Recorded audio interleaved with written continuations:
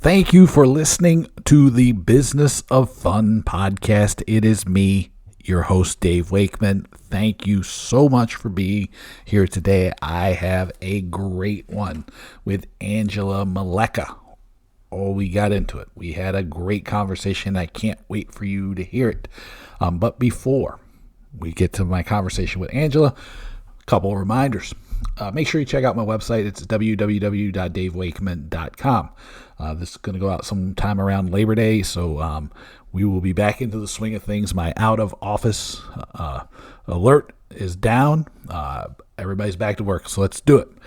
Make sure you get the Talking Tickets newsletter if you don't already, which, my Lord, if you're listening to this and you don't get the newsletter, I'm failing you. But you can get it at talkingtickets.substack.com or on my website. You can also get my strategy newsletter, Business of Value, at businessofvalue.substack.com, or again, visiting my website, davewakeman.com. We have a Slack channel for the Talking Tickets newsletter. I'm going to put that link in the show notes. We're going to try to do some more stuff going forward in there. Some interesting new things. I've been playing with some ideas for it during the summer. Who knows? The thing about it is just try and see what happens. So that's what we'll do. So make sure you check that out. But anyway, my conversation with Angela Meleca. Angela has this really great background. She was a lobbyist for the arts. She was a journalist.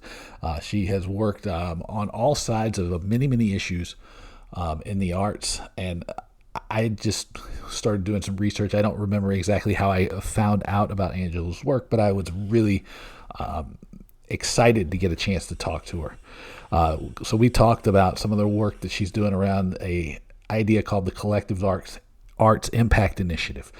She's got a podcast dropping called Arts Redefined.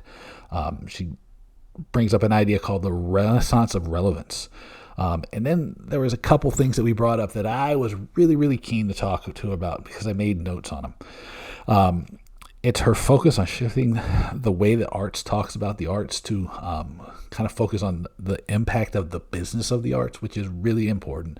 The way she talks about the economic impact of the arts, these funding models, and the way, in the term she uses, stacked against the arts organizations, and some of the ways that they can adjust them and adjust their thinking to make them a little bit more financially sustainable.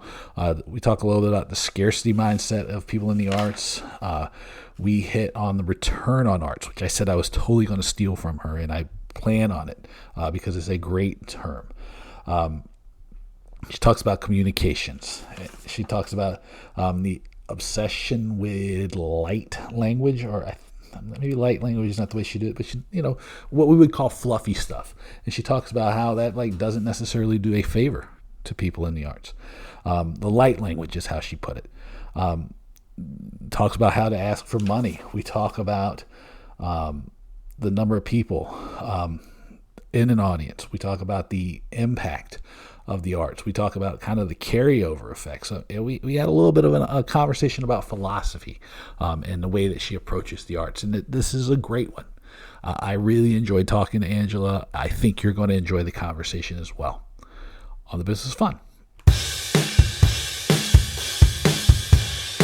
All right. I would like to welcome Angela Meleca to the Business of Fun podcast. Angela, it's very nice to see you today. Hi, Dave. Thank you so much for having me. Oh, thank you for doing this, because I am so grateful to be able to have this conversation with you. There's so many cool things that we can talk about. You focus on the arts, and the arts as a business, and you've done some just really great things that we're going to uncover here in the next few minutes. But I want to start because you asked me a question when we were just coming on about how I found you, and I was like, I don't remember. Right. So that's on me. But what I did say was I was started checking into things you'd done, and I was really super impressed. One thing that seems to come through to me in the research I did was you seem to have a very specific philosophy about how you approach helping arts organizations. And I don't know if you've ever been asked this before or if you've ever even had a chance to formulate it, but so I'm going to put you a little bit on the spot and just ask you, like, what is your philosophy when you're helping arts organizations and when you're focusing on the business of the arts? Wow.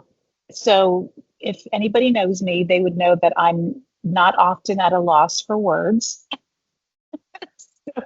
So you have stumped me right out of the gate. Okay. So here's what comes to mind. That's what I'm just going to tell you. I am a political science journalist, political reporter at heart. That was my training. Always was personally passionate about the arts. Um, and for over a decade have, as you said, I've dedicated my life to giving a voice to the arts, their importance, the impact that they have on everyone. And I think when I recall, where does that drive or that passion come from? I'm the youngest of seven.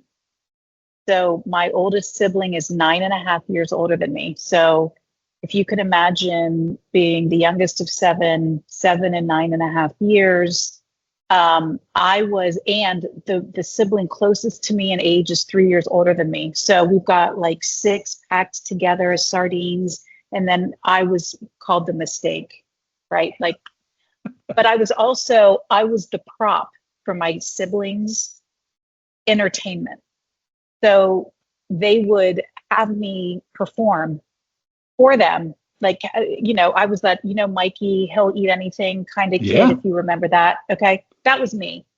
So I remember feeling so good being in that spotlight whenever I was, quote, performing for my siblings. But then once that skit was done that they created for me and had me go up and do, it was like they went on with their life and the world went on. And I now kind of equate that with feeling what artists or creatives feel like when the performance is happening, center of attention, and they're in that spotlight for 30 minutes and 90 minutes, whatever that is.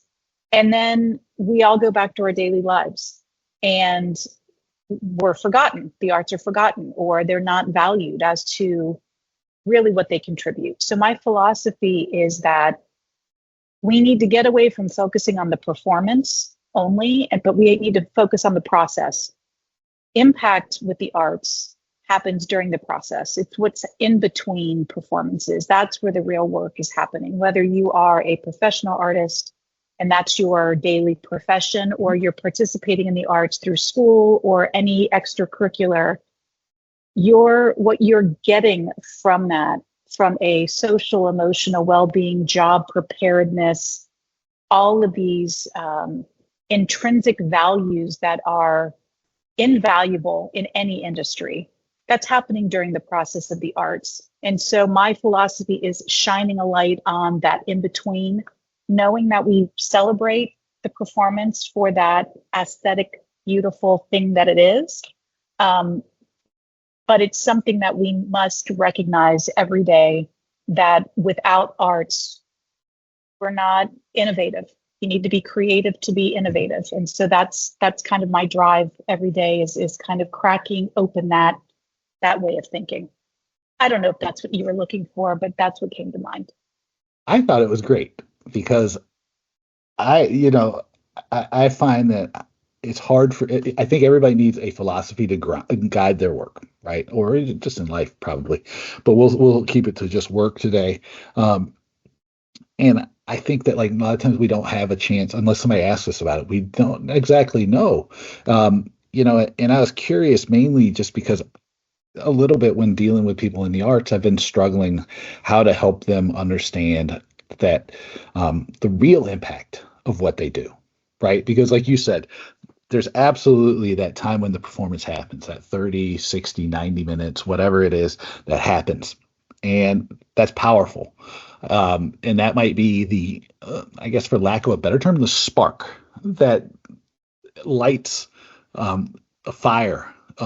It stirs an emotion. It changes the direction of someone's life and feelings. Um, it's like how I describe marketing when I teach my executive MBA class. And marketing is everything. It's all those parts of it, and that to me that's what the arts are. Because, and this is like where I guess the question will come up again, is because to me the arts is like teaches us how to think. It teaches us how to be human in the world. It teaches us, how to be a part of a community. It teaches us how to see people we're different than as people and not just avatars. And that's like one of those things that I keep trying to help people understand because it's a challenge for people. And so the thing I think that was really interesting to me about the work that you do and some of the things that you've talked about over the years is the need to shift the way the arts thinks of themselves and maybe looks at themselves as more of a business. Um, and I think that, and this is my question, is I think that means in the best way possible, not in a way of like we're trying to extract the most money out of people, but we're as a business that has a responsibility to the community and to the people we serve and to the world around us. But am I missing something, or am I like sort of in the right area? No, you're in the right area. And so I wrote down a couple things. One of my mantras is arts isn't an object, it's a mindset. So when I was doing work during the pandemic and was fighting for funding, the arts were not even, were they not even not at the table? They weren't even in the room. And we were in the state where I'm from, we were the highest unemployed sector during the pandemic, higher double at months restaurant and bars. But all of this attention was going to, carry out Mm-hmm. and all of this. And I said, there's too bad there's no carry out in the arts. There was no way for the arts to Yeah. monetize what they were doing. They were still serving their mission. They went virtual. They did all of these supportive things for the community, but they weren't able to generate revenue from that to survive. The arts during that time, as I was being questioned, like, how can you ask for money for the arts when there are people with job and food insecurities? And I said, being the highest unemployed sector, how many people in my sector are at the food bank or don't know Yeah. how they're going to pay rent? So the Mm-hmm. biggest challenge for me was, how do you get somebody, when you think of the arts, you think of people? Like, those are individuals that are behind the craft. So when we talk about, understanding the value, quote unquote, of a surgeon or of an attorney, or, we know instinctively through society the number of thousands of hours that doctors go into residency and all of that. Artists are no different, and the thousands of hours that they spend honing their Mm-hmm. craft. And what they do is no less important or essential than what any sector. And I argue that they are the truest form of an entrepreneur. They are the truest sense of a business mindset, that we need to start talking in those ways. We need to shift. As I say, we speak too light when we talk of the arts. I want to get rid of language that we say, oh, but the arts uplift. A bra uplifts, Dave, right? Or at least we hope it does. You did your The research on arts. me. You knew that was going to hit. Well, I was hoping it would. See, I'm still testing that one out, so I think I'm onto something. But the arts are foundational, and so again, when we talk about, I say the arts need to come out of the closet a little bit. We spend a lot of time insular, talking amongst ourselves about we all know, but we can't really find a true way to articulate what is that public value that we are offering. And it's got to get beyond that we uplift or we feel good. We know that spark, we know where that comes from. What I'm obsessed with is figuring out how we can be more clear in communicating in a way that other industries understand. So I'm exploring and examining, how do we communicate and prove what I'm calling an ROA, a return on arts, just like business talks about a return on investment. A little bit. I like this ROA idea because one of the things that, as you were talking, it sprung to mind was the way that there's been this discussion about there's still a lot of firsts that happen, right? Like there's first woman that's coaching in Major League Baseball, the first woman who's a head coach, potentially a head coach in the NBA, a lot of firsts. First woman, Asian, African American woman running for president, things like this. A lot of these firsts. And to me, the argument's always been a little bit perplexing because, like, when I was a kid growing up in northern Georgia, it was all like all my teachers were, for the most part, were women. The school bus driver was a woman. There were women filling these jobs, so that like when it came time for like women to be coaches and women to do some of these other jobs, I've never thought anything of it, right? Because it's like was my reality. It's a little bit like, to me, it's taking the frame of the arts back, because I was telling you before we started recording, my son's in high school now and he's on his soccer team, and that's like he's super excited because he made this special team. But I remember the first things that, like, when he was a kindergartner and like pre-K, how did he learn the ABCs? How did he learn to write? How did he learn abstract concepts? How did he learn a lot of the things that make him a great kid now? Through art. And to me, it seems like taking the frame back a little bit from, we wear away a little bit of our creativity, a little bit of our objectivity, a little bit of our sense of wonder in the world, and we give it away needlessly, because to me, it is foundational. It's like all it is taking the frame back and going, like, listen, those songs you're humming in your head, they started in kindergarten, right? They've been with you your whole life. Why would you abandon them now? They are what make you who you are. Uh, am I on to something there? Is that like, or is that even like, is that kind of the angle, or you tell me? Because again, Yeah, I'm no, I'm 100%. stealing your ROA thing and using it all the time now. It's great. Thank you. You're exactly right. I mean, artists or art, again, this creative notion. It's solving problems.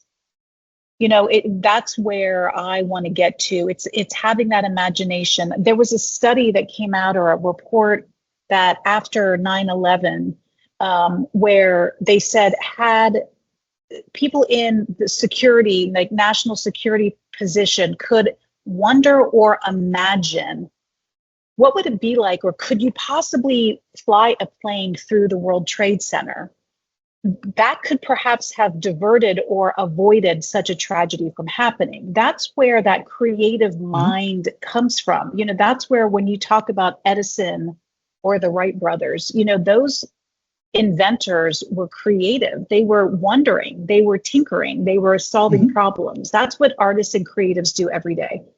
So yes, I think you're onto something in that thinking, where we need to shift again what arts means. Thus, a podcast that I'm launching titled Arts Redefined, which is, my goal is that we embrace, again, a renaissance of relevance, that we talk about arts relevance in everything. Sidebar, when I would testify in front of state legislators for funding for the arts, and I can't tell you how many times I would have a lawmaker say to me, "Oh, Angela, I'm not into the arts. I don't get it, but I support it. But I really don't know anything about it." And I would say, "Well, pardon me, Chairman, if I might add that I'm sure that there's some part of creativity that enters when you're crafting a floor speech to get your fellow Mhm. legislators to vote for an initiative that you're passionate about." So those things are always present, but we're not necessarily aware.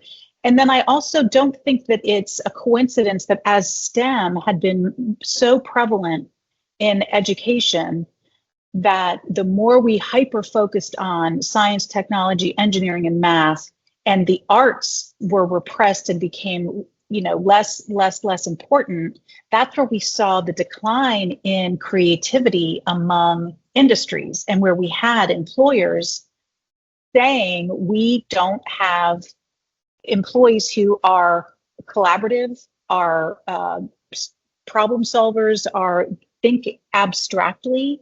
And so I think that there's that correlation between that. So I'm trying to talk tough about the arts. I really don't know how else to put it, but that's my mission, is to get the arts at the table.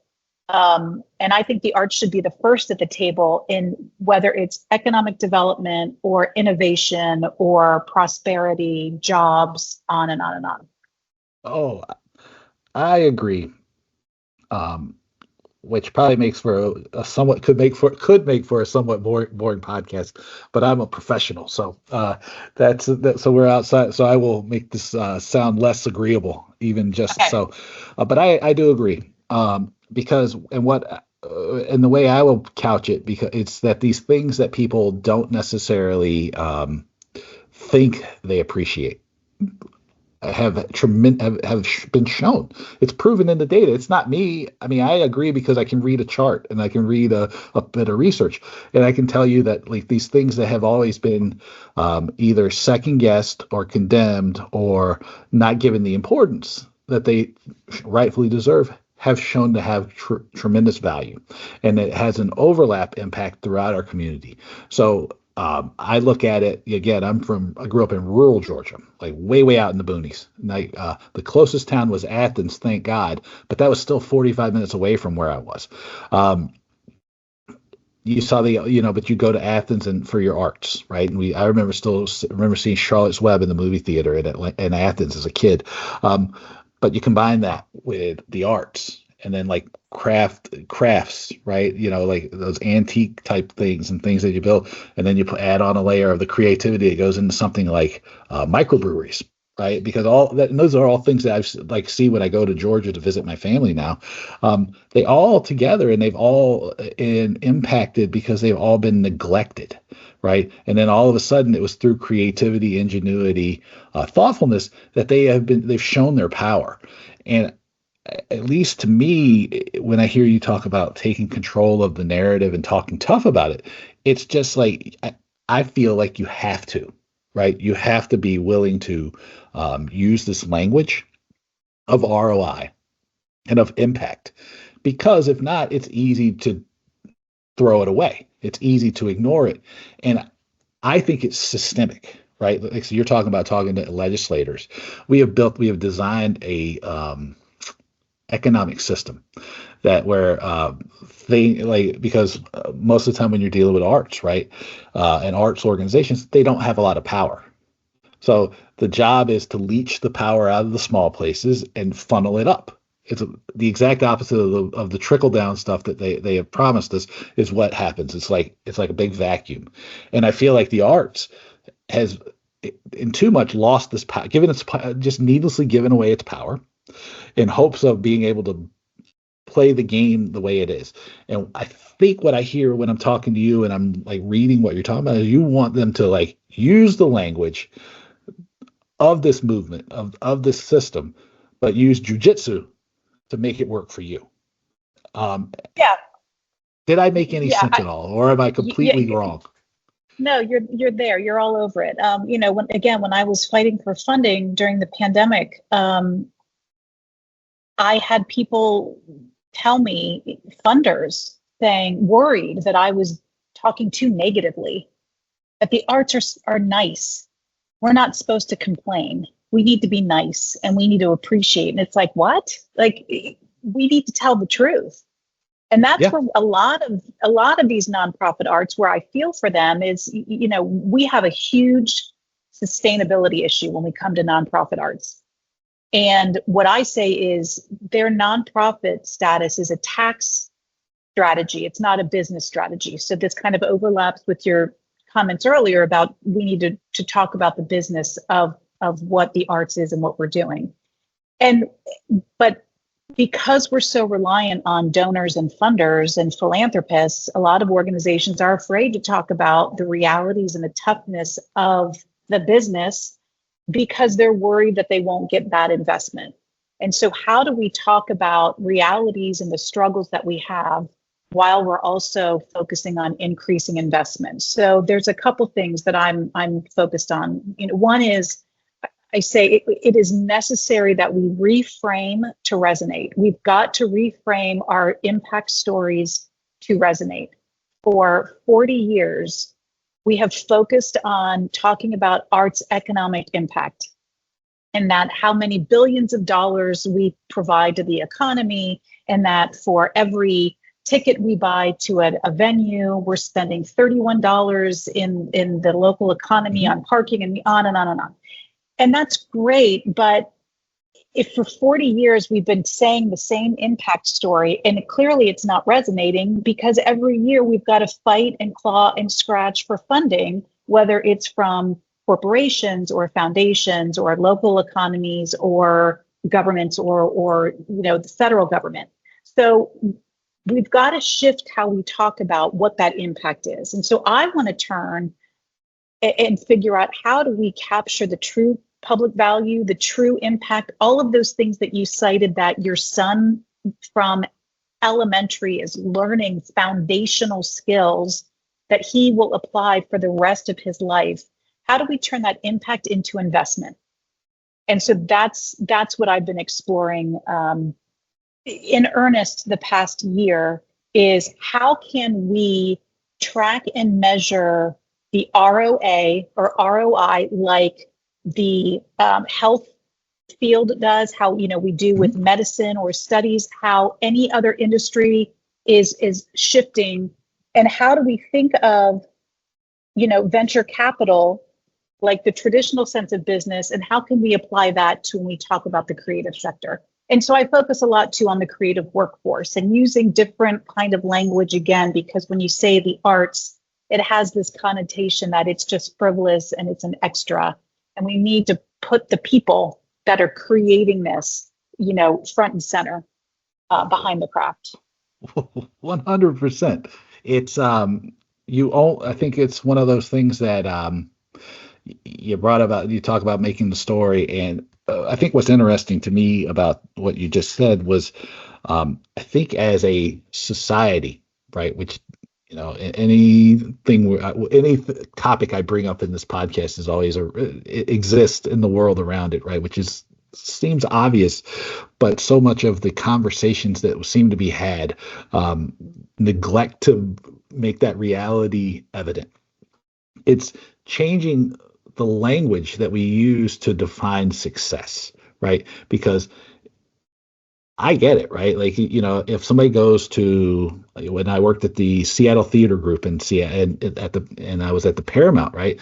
We had a parking garage. We had our, you buy your ticket, you park in our parking garage, you come in, buy your merch, you buy your drinks. You'd also maybe go to, we had a partnership with, I forget the name of the hotel, but you go get a room or dinner at the hotel. The economic impact is huge. But there's more to it, right? Because there is, think about it, is if you have arts education at an early age, the impact you're seeing later down the road, that's delayed gratification. It's like it's, instead of talking about, and again, I have been knee deep in studying neoliberalism for all summer. Don't ask me why. I don't know where it started. I think it's because I'm going to teach a class, an MBA class on strategy, and I was started to ask, why are the systems the way they are? And so the system wants us to only limit the way we focus on things.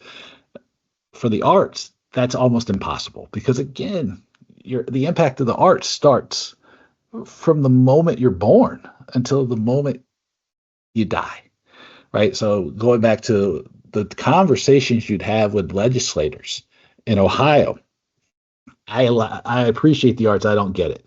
I bet you if you said congressperson, whomever, or whatever, senator, or whatever, tell me your favorite band, they'd have an answer.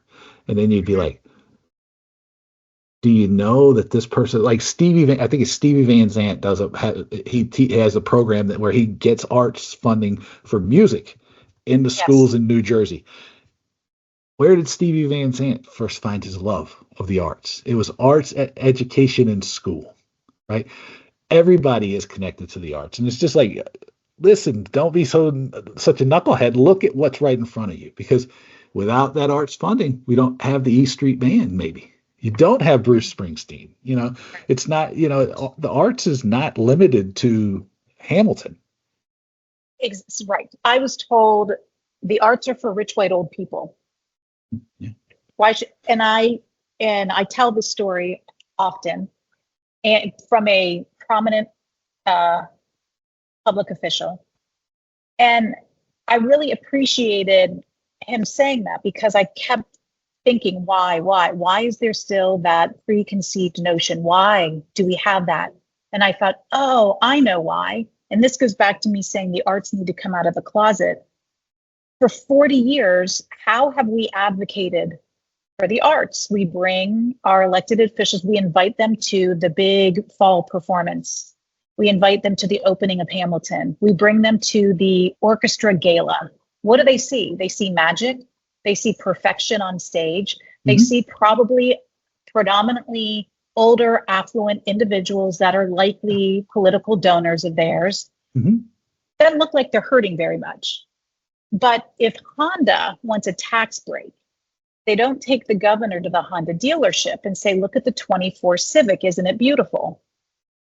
That's what I equate to opening night. They take Yeah. the governor to the assembly plant floor and they say it takes these many individuals to build one car. They get their tax incentive. So that's where I get to the process behind the performance. That's where I'm getting to. We've got to show the individuals behind the art. What is that? We've got to bring stakeholders, whether it's, Yeah.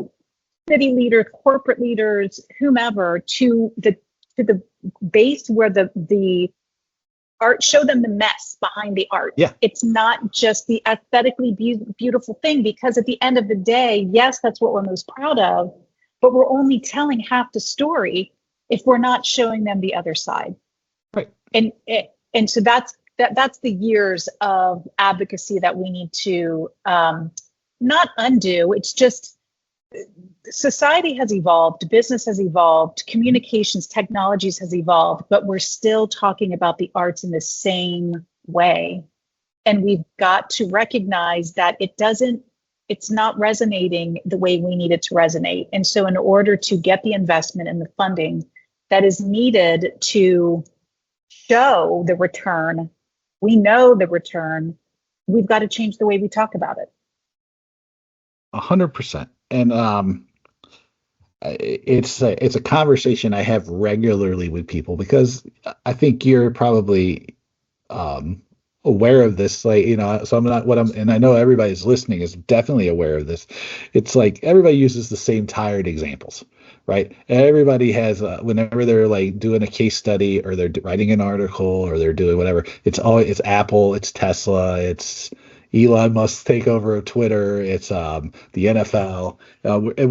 To an extent, even people like me who are aware that we're doing it, I still guilty, right? I mean, I taught a whole class where every example was a Taylor Swift example. I did it mainly to be funny to myself, but I was still aware that I was doing it. And so we have to be careful, though, that we're using relevant examples, because if we aren't careful, then yes, you're absolutely right. Where the examples we use become stale, they become easy to ignore, right? And I think, like you said, if you invite people just to the gala, right, they see the perfection on stage, but it misses a whole big point. So if there's 50 people in that cast that's on stage, there's probably twice as many people who are off stage, in makeup and wardrobe, maybe performers in the pit, right? And that's not even the front of house staff, right? The people who are taking your tickets, selling you your tickets, there's just like all these people, and you have, like with the Honda example, which is really great, take you to the factory floor, you see 150, 200, 300 people. You got to use that same sort of thing, that same sort of impact to teach people it's the same thing. This isn't just like Most Def rolls out and starts rapping. No, this is Right. Yeah, we are a highly skilled trades workforce. That's yeah. the language that I started using, and we support manufacturing. We are set builders, we are lighting techs. If you don't support these entities, that's when you start getting the brain drain, and these are jobs that, again, these skills can translate into any industry. Right. And so that's where we need to shift that conversation. That's where we needed to educate. It's a lot of educating. That's what advocacy is. It's yeah. And we talked earlier about this unified voice. That's to me where is, to really have a renaissance or revolutionize arts funding, we've got to come together in a profound way as a sector where everyone's using the same talking points, the same language, the same points of impact to really shift the tide. It's not easy, but that's what I'm passionate about doing, is revolutionizing arts relevance, because Mhm. I'm convinced that if we can truly understand the relevance of arts, resources and revenue will follow. I tend to agree. I think, one of the key drivers of, and again, the research I've been doing with my out of office notification on my email all summer is about structures. And one of the things I think that's the basis of the podcast and newsletter is I want to teach people how to take back control. I want people to understand that, just because everybody's either telling you something or they're doing certain things in a way, um, look at the results. If you're not getting the results you want, then it's because you're doing either the system's operating the way it's designed, so you have to do something differently. That, I think, that's the way I'd like to put it. And so one of the things that I was curious about when looking at your background was, there's three kind of key pillars that I think you bring up when you're talking to organizations in the art. The, I told you this when we were starting out, was you talked about this funding model of the arts being stacked, and I like the stacked against you. I want you to help me understand what you mean by that, because I think I know what you mean, but I want you to explain it because I think it'll be valuable for people to hear. Number two was the scarcity mindset, which I think we talked about before we started recording without actually using the language. Um, and then the deficits in the arts, because I think that, to me, the reason I lump them together is because I think they're all connected. Yes. Funding model stacked. Um, and I have a lot of friends who are funders, but I think that we're facing a similar problem on from all aspects, where funders don't know what we can measure. They don't know how to measure impact. So again, historically, the way that the funding model is we measure what I call transactional impact. What's your audience size? What's your budget size? How many artists do you work with? Rather than focusing on what happens to those individuals that attend a performance. So what we're seeing increasingly is those organizations that have greater audience, greater budgets, greater capacity to work with artists Hmm. are getting the greater public funding. And so the medium to small size arts organizations are being squeezed out, because again, the funders are looking at, well, we'll have a greater impact if we give greater funding to this presenting theater, if you will, that brings in Hmm. Broadway shows, et cetera. But the local professional theater that's actually employing all local individuals, that instead of maybe having 2,000 in their audience, they have 200 in their audience. And of those 200, you've got a majority that are learning empathy or are having true social, emotional well-being changes, life-altering changes. That's what we should be wanting to measure, is not just how many, but what is it doing to those. So that's where that fundamentally stacked against some organizations' mindset is. They know going in, it doesn't matter how they try to describe their impact. But the way that the model's set up is to just look at size, audience, budget, et cetera. So I'm wanting to shift from a transactional funding model to a transformational funding model. The scarcity mindset, you know, there's a lot of money out there, but we seem to focus on the same set of funders. And that then, it's amazing to me how much competition or infighting there is within the sector, because this scarcity mindset that, well, if who's funding whom, and Hmm. I'm going to look at these people's funding web page and I'm going to see who. We've got to think more creatively in a way. Again, I think if we can measure impact and the true public value in ways that are more about transformation, we will then, that will widen the pool of potential funder investors in this model. So kind of flipping away from a scarcity mindset to a mindset that there is plenty of funding out there. We just have to shift the way that we think about the impact that we're having, and more importantly, how we communicate that impact. You mentioned earlier about communicating and words we use and not resonating. I often say, you have to speak to the audience. You know your audience and who you're speaking to, because the underlying through line is the same, but it's necessary that the words or how you deliver that through line needs to be altered a little bit depending on who you're trying to reach. I don't know if those are some of the things that you were. Those are totally great. I wanted to lump them together because I thought that they really they are it's like a three-legged table, which is like you're underperforming because you just bought into the same funding model that everybody else did. And your scarcity mindset means that, like you said, everybody's like going after the same pot in the same way, right? And when I teach strategy, I say, look, you got to know what success looks like, right? Like begin there. Most of the time, people don't have any clue. But most importantly, like you said, know your customer. And you should recognize that like your customers are going to be, you likely have 3 or 4 different customers that you're talking to. You're not just talking to one person. But most of the key to what we're talking about here is like, why you, right? Because if you're one of 100, then yes, I'm going to go to the theater, like in Cleveland, the Playhouse Theater, which brings in Hamilton, all the big stuff.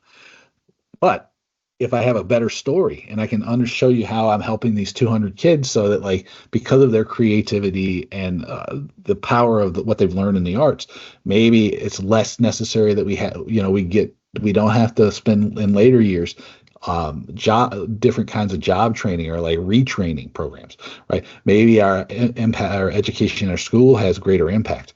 Maybe we don't lose people in the community, so they move away, so we don't have brain drain, right? Like all of those have an impact, both transformationally, but also transactionally, because again, you've built up, to me, it's built up both sides of the story, right? So it takes, but it's risky because it takes investment now so that you don't have to fix the problem later. And then the deficits come out of all of that because if you're playing the same game and you're smaller, you're going to fall into that trap of the system that wants to just suck everything up to the biggest thing because it's the least risky. You can show the biggest impact, and it's like the money at the top's like a magnet, just sucking all the other stuff up. So I was trying to lead, I was like making sure that I wasn't wrong was where this came from. Yeah, no, you're right. And the customer base that you brought up is a great point, which is, too often, and again, there are so many different like tangents that we can go off on, but too often we want subscribers and we can't understand why we can't get the subscribers back that were once there pre-pandemic and all of this. And is it ticket pricing costs and on and on and on. I think we're too siloed where we need to think about your subscriber base is important. And then we talk about Gen Z and millennials and how do we grow younger audiences? Well, we've got to figure out where do they get their information.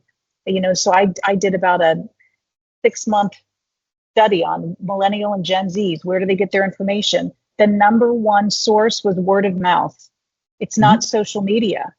And so I was saying or it is their social media feed if they're on that, but it's their friends on social media. But if they're not in that loop, so that's where I kind of get into think like a brand.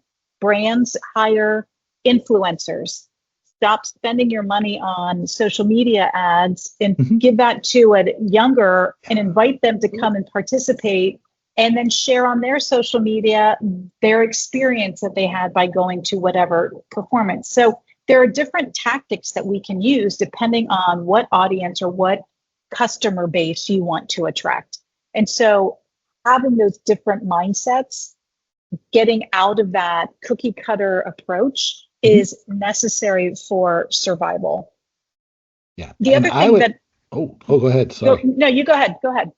I was going to say, and the influencer thing is important because, like I said, when I teach strategy, a lot of times I always start with like, what does success look like? And most people don't know.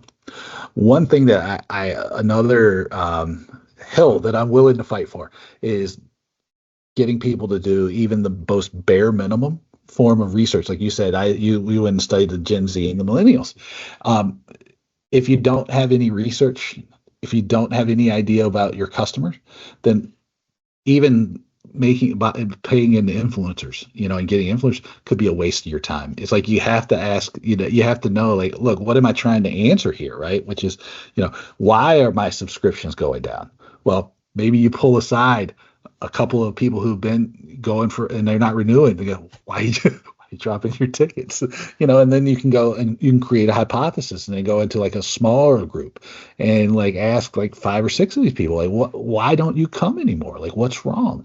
And you keep building up the case so that where you create value and how you serve people, and then you can spend your money wisely, because spending your budgets poorly is not a recipe for getting either more funding from the government, from your donors, or in your annual budgetary process. So you got to be a little bit smarter about how it's not just to increase the impact, it's just like to do your job better. Yeah, and you brought up the Taylor Swift example, which I've used that myself, because when I talk to a lot of performing arts organizations and they say ticket sales are lagging and all of this, and they talk about they've tried buy one, get one, $10, pay what you can, or they'll do a $130 experience. They can't figure out this moving target. And I said, well, Taylor Swift kind of proved that people will pay whatever it takes for a perceived experience of what they think that they will get by going. I have a nephew who went to Vienna to see Taylor Swift because he couldn't get tickets in the United States and just figured, I'll make a summer trip out of Yeah. it anyway and go there. So if it's the perception is it's worth their investment, they will pay it. And so I want to create this, how do we go from no show to FOMO? And that's what came out from these millennial Gen Z conversations was the FOMO, the fear of missing out. Mm-hmm. How do we create that? And I think that is having the peer-to-peer, the word of mouth. You're the marketing expert. There's studies that you examine what is word of mouth marketing. And I don't think that we look or invest enough time in that. And what I'm also I recognize and cognizant of, and that's a little bit why I'm launching a pilot program this fall that's going to look at how do we measure impact in a way and how can we do it more efficiently, and what are we measuring, is that I get it that organizations are under-resourced, understaffed, under budget. They don't have time. They're on this hamster wheel. We just got to get through this season. And there's not this ability to just kind of have one foot in current and one foot in projecting. And so if there's some way that we can pull one person out of an organization that is focused on data collection, on these types of market analysis, that they're not pulled into multiple directions. So we all have these or know what a CRM is. I actually had to look up what a CRM is, customer relationship management software. So most organizations have CRMs that track donors, subscribers, patrons, etc. What I am interested in creating is what I'm calling a CIM, a customer impact measurement software, where we are tracking what impact, what experiences, why are these individuals coming back? Because if we can communicate what you as a patron, audience, performer, artist, whomever are getting out of that performance, two things can happen. One, you can use that data to garner greater investment because you can go to funders and saying, here's the data that's showing the impact that we're having. And then you also have some insight on why are, 25% of, young millennial Gen Zs in the UK that were able to go to the National Theatre in London for free. And after, those 25 and under got free admission to the National Theatre, they've now said 25% that they'd rather go to the theater than anything else, sporting, etc. I would bet that it's not because the ticket was free, but it was because what experience they gained from participating in that live performance. And so if we can measure in real time what outcomes and what social impact we're having, I think that we'll be able to then translate and turn that into investment and a marketing tool to attract other like-minded individuals, and open that door for new audiences. I couldn't, again, this makes a maybe boring podcast, but focusing on the impact and collecting the right data consistently is really a key to being successful. And I think that one of the issues is they do a great job of collecting data, but most of it's just that. It's always looking back. And the philosophy seems to be that like the future is going to look exactly like the present or the past, which is always a bad bet. So if you can get people to kind of just break that mindset, I think you can make a difference, right? You can see a real difference on what you're doing. But I think we could go on for a long time, and I think hopefully we can do this again. But before I let you go, how can people find you? Yes, thank you. So Meleca Creative Advisors is my consulting firm, and I'm sure you can add that to the show notes. As you mentioned earlier, I will be launching my podcast, Arts Redefined, this month. So look for that to be out in the next few days, and that can be found on anywhere that you listen to your podcasts. And on social media, Angela Meleca, Meleca. I'm on any of your social media, and you can find me at Angela P. Meleca. Awesome. Well, thank you for doing this. Thank you. My kids appreciate me spouting off on this to someone other than them having to listen to it day in and day out. So thank you for giving me another outlet. Tell your kids they can send all the treasures to me. Perfect. Share your thoughts about my conversation with Angela Meleca with me. At my email address, it is dave@davewakeman.com. Make sure that you visit my website. It's davewakeman.com. Again, now we're hitting the fall. We can all get back to busting our humps, I guess. The out of office is off now. We're heading into the fall and into the winter. So check out davewakeman.com, see what I'm up with. Make sure you get the Talking Tickets newsletter. It's talkingtickets.substack.com.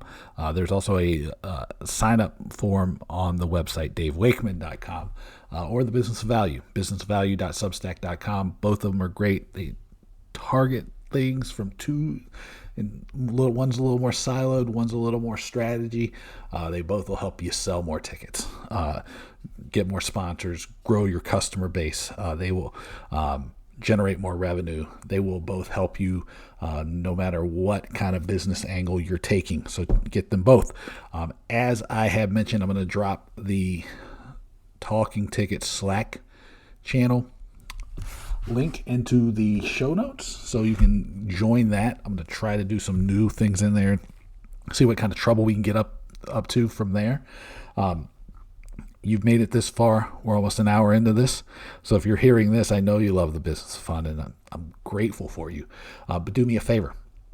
Share this pick one person. Share it with one colleague, one coworker, one friend, or someone you know that will benefit from this conversation. And rate and review the podcast on your favorite podcast platform. It helps me continue to get good guests. It helps the podcast grow. It helps people find it. Plus, I just like all those 5-star reviews because I'm greedy like that. I thank you for all of them. Finally, as I always say, thank you so much for listening. Couldn't do it without you. Anything you need to talk about or learn about or feel, share with me. Send me an email, dave@davewakeman.com. And until next time, I'll talk to you soon. or however I said it. I totally butchered that one. But until next time, take it easy. I will talk to you soon. See, this is why I don't edit. That way you can see it is not a seamless process over here. But I'll take it easy. I'll talk to you soon.